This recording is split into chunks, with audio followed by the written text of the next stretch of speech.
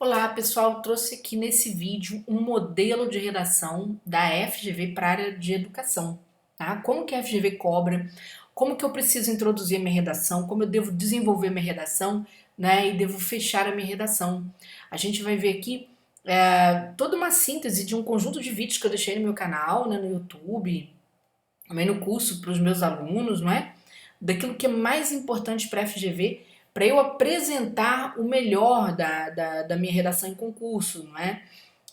Nos vídeos anteriores, a gente viu sobre as dicas iniciais da redação FGV, o que, que eu preciso saber, que eu não posso errar, porque eu não posso zerar a redação, imagina, e bem, não é, na prova objetiva e ir muito mal na redação.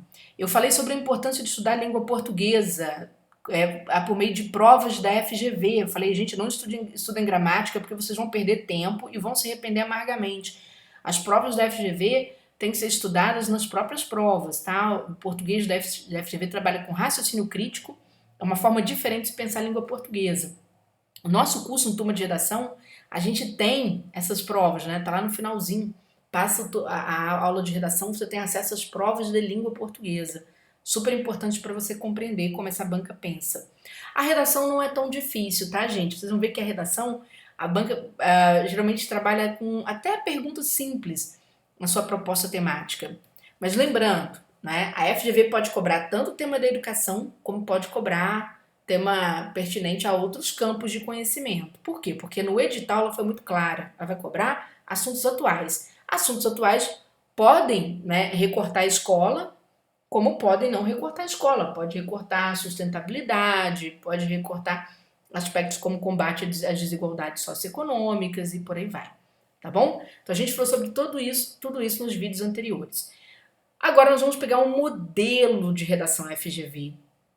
Como que a FGV estrutura sua redação? A gente vai ver aqui um dos modelos, né? Ela tem algumas propostas temáticas variadas, mas a gente vai ver um modelo típico de FGV. Pessoal, a FGV, lá no nosso edital, né, ela fala sobre textos motivadores.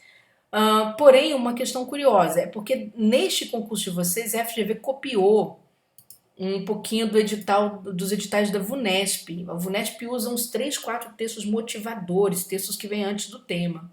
A FGV não tem muito essa, apesar de ter copiado, ela se esqueceu que não é muito o estilo dela. O que a FGV geralmente faz? Ela faz isso aqui, ó. Traz para você uma proposta mais curtinha, tá bom? Vamos ver o que ela quer? Então vem aqui comigo. Diga o que pensa do tema proposto. Vamos ver o que é esse tema. Em um texto dissertativo argumentativo. É um texto em que você explica, né? Perdão, você apresenta a sua tese e você vai defender a sua tese, defender a sua ideia. Qual é a sua resposta, né, para o que a escola deve ensinar? É isso, né, que a banca está vislumbrando. E quais são os seus argumentos, as razões, tá? Em um espaço de 20 a 30 linhas, redigido em língua culta, ou seja, dentro do português formal, das regras gramaticais, dando atenção especial aos argumentos apresentados. Veja que é isso que a banca está te cobrando, tá? Então vamos ver o que ela quer de fato. Ela começa assim com essa situação pra gente, né, que foi da prova de redação da Secretaria Municipal, né, de Jaboatão dos Guararapes em Pernambuco. Afinal, o que a escola deve ensinar? São inúmeras e diversificadas as respostas dadas a essa pergunta, né? Todo mundo dá um palpite sobre o que a escola tem que ensinar. Alguns consideram o currículo escolar distante da realidade de hoje. Outros acham mais importante preparar profissionalmente o aluno. Outros pensam que muitas disciplinas deveriam ser eliminadas do currículo em prol de uma educação social que destacasse o convívio, os princípios da cidadania. Os professores, preparados especificamente para o ensino de sua disciplina, se veem parcialmente desprezados com a desvalorização de seus conteúdos, né? Afinal, o que a escola deve ensinar? Aí a banca diz aqui, ó, diga o que pensa do tema proposto, tá? E dê atenção especial aos seus argumentos. Vamos lá. Como é que a gente inicia uma redação desta natureza para que a gente possa ser aprovado em concurso público? Primeiro, você pode dispensar o título, certo? Pode dispensar, não é necessário colocar título em redação de concurso público, tá? Fica a dica. Aí eu começo da linha número 1, Júnior? Sim, você vai começar da linha número 1 mesmo, tá? E vamos ver o que tem nesta introdução. É inquietante pensar o papel da escola na formação do educando. Ponto. Calma, não precisa sair explicando assim pela ansiedade não, que essa banca gosta de períodos mais curtos mesmo. Vamos lá? Como se sabe, o professor é um dos atores centrais no processo de produção e de disseminação do conhecimento para o aluno. Ponto. Veja que até aqui o que a gente fez foi só ambientar a nossa redação. É inquietante pensar o papel da escola. É o que está lá em cima, né? Falando aqui, ó, perdão. São inúmeras e diversificadas as respostas dadas a essa pergunta, não é? Muita gente tem resposta para isso, tá certo? Fica pensando nessa questão, o que a escola deveria ensinar? Lá em cima também falou dos professores, né? Aqui está falando, ó, os professores que são preparados para o ensino da sua disciplina se veem desprezados com a desvalorização dos seus conteúdos. Né? Tem um professor de inglês está querendo passar um conteúdo dele e aquilo às vezes não é valorizado porque o aluno não está interessado, não é? Ele não vê perspectiva no conteúdo de artes, por exemplo, filosofia, etc. Mas estou falando de várias séries, né? Vamos lá. Como se sabe, ou seja, é de conhecimento geral que o professor é um dos atores. Veja que a gente toma cuidado para não falar que ele é o principal, né? Todos nós sabemos que o processo de construção do conhecimento ele não depende só do professor. Os alunos por si são capazes também de construir parte do seu conhecimento, né? Então aqui a gente só ambientou, tá? Beleza. Agora eu preciso apresentar porque a banca me cobra objetividade. Ela cobra precisão, ela cobra objetividade. E para mostrar para vocês, não é, que essa é uma observação importante, eu vou mostrar aqui, olha só. Isso aqui, gente, é a reprodução que está no edital, né? Veja assim, ó, deve-se prezar pela objetividade. Tá vendo? Você tem que ser objetivo. A banca não te permite demorar na produção de uma resposta. Tá bom? Então vamos lá. Então aqui, ó. O que a escola deve ensinar? Vamos lá? Mas entregar apenas conteúdo é muito pouco para o que se espera da função social da escola. Opa! Você deixando claro que só conteúdo não. Então a banca já entende que você já está respondendo. E aí você vai melhorar. É preciso, desse modo, que o ambiente escolar contribua com duas questões: com o desenvolvimento dos educandos e com a preparação destes para a plena cidadania. Olha que interessante. Júnia, o que eu preciso ter, então, na introdução da minha redação? É importantíssimo, coisas que eu não posso esquecer. Primeiro é o seu posicionamento diante do tema. O tema é perguntinha. O que a escola deve ensinar? Você pode se posicionar de forma afirmativa ou de forma negativa. Tipo, a escola não tem que ensinar só conteúdo, né? Ela tem também que cumprir sua função social. E o seu posicionamento precisa trazer as suas razões. Você precisa trazer essas razões na introdução. Quais são suas razões? Que são razões? São argumentos. Ora, a escola tem que contribuir com o desenvolvimento dos educandos e tem que preparar os alunos para a plena cidadania. É isso, são essas as minhas razões. Júlia, quantas razões eu posso ter? 2 ou 3 redações para uma redação de 30 linhas. 2 ou 3 razões. Se você colocar apenas uma razão, a gente vai ter uma deficiência de conteúdo, a nota fica muito baixa. Então, aí o conteúdo não se amplia, tá? O desenvolvimento tem que ampliar o conteúdo, tá bom? Beleza? Show. Veja que a banca falou para nós para que nós pudéssemos dar especial atenção aos argumentos apresentados. Ora, os argumentos são nossas razões. O que nós vamos fazer agora, então? Nós vamos desenvolver estes argumentos aqui, no desenvolvimento. Cada argumento entra num parágrafo. Por quê? Porque é preciso clareza, é preciso organização. Cada um vai entrar num parágrafo. Vamos ver pela ordem? Ó, primeiro, desenvolvimento dos educandos. Vamos ver como é que é isso? É importante considerar, primeiramente, que o desenvolvimento de crianças e de adolescentes é um fenômeno complexo que envolve aspectos físicos, cognitivos, emocionais e sociais. Perdão, tá, pessoal? Tô com uma tosse, vocês não imaginam. Envolve aspectos físicos, cognitivos, quer dizer, inteligência, aprendizado do aluno, né? emocionais e sociais, ponto. O que você fez nesse primeiro momento? Você trouxe um conceito do que você entende que é um desenvolvimento de uma criança, tá bom? Esse conceito, né? O que ele faz? Ele prepara a sua resposta, a sua análise. E vamos, ó. Nesse sentido, né, você promovendo coesão, a mera transmissão de conteúdos escolares não contempla toda essa complexidade do desenvolvimento. Lembra que lá na introdução você rechaçou, você jogou de lado a mera transmissão de conteúdos? Então você fala, se o desenvolvimento é tão complexo, ora, se eu entrar na sala de aula, pegar gramática e só ensinar gramática, não é que eu, né, no meu caso, minha área de conhecimento, eu não vou ajudar essa criança fisicamente, não vou ajudá-la emocionalmente, eu posso piorar a criança, né? Não vou ajudá-la socialmente, vai servir para socializar com o quê?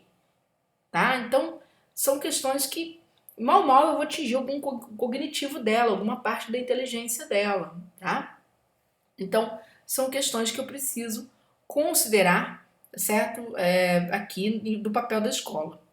Aí, pessoal, o que acontece? Se eu ficar só no blá blá blá, a banca não me valoriza. O que é preciso? Eu preciso trazer alguma fundamentação, algum mecanismo que dê para minha redação um porte mais amadurecido, um pouco mais de erudição, tá certo? Para a redação não ficar tão bobinha. Ora, eu posso trazer um pensador, eu posso tratar de exemplos, eu posso trazer a Constituição Federal, eu posso trazer a Lei Diretriz e Base do Ensino, não é? Outra norma que eu achar pertinente. Isso tudo para quê? Para eu comprovar, para eu convencer, porque dissertação argumentativa se volta para o convencimento, tá bom?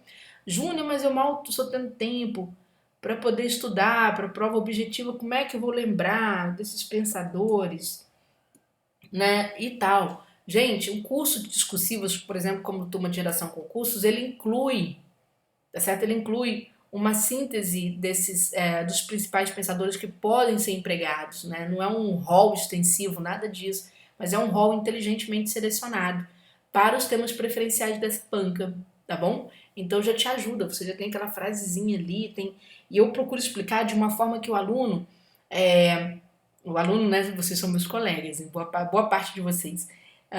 Então, eu procuro explicar de forma que o meu aluno, tá certo? Que ele entenda, ele associe esse entendimento, tá? Para não ficar uma coisa só de decoreba na cabeça dele. Então, vamos lá? Segundo Piaget, a escola deve ser um ambiente que excede a recepção passiva de conteúdos por parte dos alunos, pois o desenvolvimento é um processo gradativo e singular, que exige a assimilação de conhecimentos e acomodação destes à vivência dos estudantes. Ponto. Então vamos lá. Ora, gente, Piaget, que era um biólogo, apesar de os ensinamentos de Piaget serem muito contemplados, né, na psicopedagogia, ele era um biólogo. E ele pensava o seguinte: olha, o desenvolvimento é uma coisa gradativa, acontece aos poucos. Portanto, a escola entende o ensino de uma criança por faixas etárias. É por isso que se chegou a essa conclusão do primeiro ano, do segundo e por aí vai. Tudo bem? É também singular. Júnior, o que essa palavra quer dizer? Essa palavra é super importante hoje numa redação. O que é o fenômeno da singularidade? Eu compreender que cada um se desenvolve a seu tempo também. Mesmo numa sala, né? Eu estou lá numa sala de segundo ano, 30 alunos, eu sei que ali nem todo mundo está se desenvolvendo na mesma velocidade, né? Uns são mais lentos, outros são mais espertos, uns desenvolvem menos fisicamente, mas em compensação são danadinhos, espertinhos, né? Tem um cognitivo, pensamento rápido, certo? Uns são os grandões da sala, a gente sabe disso, o porte físico, né, é mais chamativo em relação aos outros colegas, mas de repente emocionalmente é mais tímido, né, tem pouca desenvoltura ali no meio dos colegas, tá bom? Tem pouca relação social. Então, o Piaget ele fala, o desenvolvimento ele acontece aos poucos e ele é singular, ou seja, cada um se desenvolve dentro do seu tempo, tá? Certo? O que a gente vai fazendo é reduzindo essas singularidades, essas diferenças às vezes, né? Quando a gente consegue promover um pouco mais de trocas entre os alunos. E o Piaget fala sobre isso, né? É preciso que o conhecimento seja compartilhado. Quando a criança compartilha uma com a outra, ela se desenvolve melhor, tá certo? Desenvolve de uma forma um pouco mais harmônica, né? Então ele diz, olha, o conhecimento, o desenvolvimento ele é gradativo e singular, e ele vai exigir uma assimilação de conhecimentos e uma acomodação desde a vivência dos estudantes. Então, o Piaget vai falar sobre essas duas fases. Primeiro, o assimilar daquele conhecimento, a percepção de que aquele conhecimento é interessante para o aluno e a acomodação naquele meio dele. Né? O aluno pega o conhecimento e transforma em algo dentro da sua linguagem, né? Da linguagem da sua faixa etária. Ele vai expressar aquele conhecimento dentro da sua linguagem. Tá? Então, às vezes a gente quer que um aluno desenvolva a parte motora, o que, que ele faz? Ele vai ali fazer as formas geométricas, né, dele, da forma como ele pega no lápis, quer dizer, ele vai fazendo uma acomodação, certo, desse conhecimento. Então vamos lá. Assim, aí olha só o exemplo. Brincadeiras e jogos são importantes instrumentos que a escola precisa promover para o desenvolvimento das crianças, respeitando sempre suas diferentes faixas etárias. Então, quer dizer, olha só, o que a escola tem que ensinar? Né? A gente respondendo. A escola precisa dar às crianças oportunidade de desenvolvimento físico, cognitivo, emocional e social. E isso pode acontecer por meio de brincadeiras e jogos. De onde veio isso? De onde veio o ensinamento? Lá do Piaget, tá bom? Qual foi o segundo aspecto que a gente pensou? A plena preparação para a cidadania, né? Então, o aluno está preparado para uma plena cidadania. Então, vamos ver? Outro aspecto importante. Mas, veja só, é outro aspecto importante do papel da escola. Você tem que lembrar do tema, senão a gente vai esquecendo o tema, vai largando para trás e ficamos mais concentrados ali na argumentação. A gente tem que buscar o tema quando vai ficando distante, tá? É uma forma de você manter a redação toda coerente, ou seja, eu estou falando do papel da escola, então vou pegar mais um aspecto do papel da escola. É preparar os alunos para o exercício de uma cidadania participativa. Cidadania plena é o mesmo que cidadania participativa. Vamos lá? A Constituição Federal determina que a educação precisa preparar os estudantes para o desenvolvimento de uma plena cidadania. O mandamento constitucional inclina-se no sentido de vislumbrar a escola como espaço, né, de se formarem sujeitos conscientes de seus direitos civis, de seus deveres e de sua contribuição para a manutenção da paz social. Bacana. Veja que agora eu não trouxe um pensador, mas eu fui à Constituição para poder ver de onde eu tirei essa ideia de que a escola tem que preparar alguém para a cidadania. Lá da Constituição. Né? A Constituição vai falar sobre o papel da educação, que é ajudar o desenvolvimento, né, dos indivíduos, dos sujeitos, preparar para a plena cidadania e para o mercado de trabalho. Está lá na Constituição, tudo bem? E por que a Constituição ela se inclina para esse lado da cidadania? Porque ela entende que a plena cidadania é a consciência de acesso a direito. Quando a gente fala da educação, gente, sob uma perspectiva inclusiva, por exemplo, né, que a gente fala assim, nossa, mas é um desafio. É duro para o aluno que vai entrar na escola numa turma, né, que muitas vezes ele não reconhece, não se vê parecido, se vê como diferente mesmo ali dentro. Para o professor que vai acompanhar não é fácil, mas assim é a vida. Então, quando a gente prepara aquele aluno que está ali em sala de aula mesmo, ele não vai acompanhar o desenvolvimento de todo mundo. Por quê? Ah, porque ele é incapaz? Não, porque ele tem uma limitação. E todos temos, em maior e menor grau. Todos temos. Mas ao colocá-lo ali, a gente prepara esse aluno para a consciência dos seus direitos civis. Amanhã ele estará sozinho no mundo. A sociedade não vai reservar uma sala especial para ele, né? Ser bem cuidado. Então ele precisa transitar do jeito que ele estiver no mundo. E precisa ter consciência dos seus direitos. Ele precisa saber que ele pode fazer um concurso e ter uma cota reservada para ele. Aí sim, ele precisa saber, né, que ele vai para o mercado de trabalho, ele precisa haver uma adaptação para ele estar ali, porque ele pertence à sociedade. A gente não tem como excluir uma criança, por exemplo, com deficiência da sociedade, certo? Ele tem que se integrar. Tem que saber dos direitos civis dele. Tem que saber dos deveres dele como cidadão, certo? E todos os alunos têm que pensar o quê? Na manutenção da paz social. A paz social, ela na cidadania plena, ela vem do sentimento de solidariedade, o que eu posso fazer pelo mundo. Se a escola me ensina a pegar um produto reciclável na minha casa, a limpar esse produto e a condicionar esse produto longe, né, de produtos que, perdão, do produto do meu lixo que é orgânico, então eu passo a pensar não só em mim, mas em toda uma coletividade, né, no coletor ali que está pegando o reciclável para que ele possa pegar de uma forma mais segura, certo? Na natureza, estou pensando nas futuras gerações que precisam encontrar esse planeta, pelo menos do jeito que a gente encontrou, né? Ou com pouco que a gente possa deixar. Então, essa é a manutenção da paz social que vem dessa preparação. Por isso que as aulas de ciência são importantes, as aulas de história, o ensino de língua portuguesa, matemática, etc. É por tal razão que promover atividades de ensino-aprendizagem, aqui eu vou fazer uma pequena correção, tá, gente, meu material, porque é assim mesmo, a gente erra, vai lá e corrige aqui lendo. É por tal razão, quer dizer, é por isso, que promover atividades de ensino-aprendizagem desenvolvidos no grupo é importante ensaio, tá? Vou colocar aqui no singular. No curso eu consigo explicar isso com mais calma. Né? Porque aqui eu vou ter um sujeito oracional aqui, e no curso eu consigo explicar isso com mais calma. Então, vamos lá.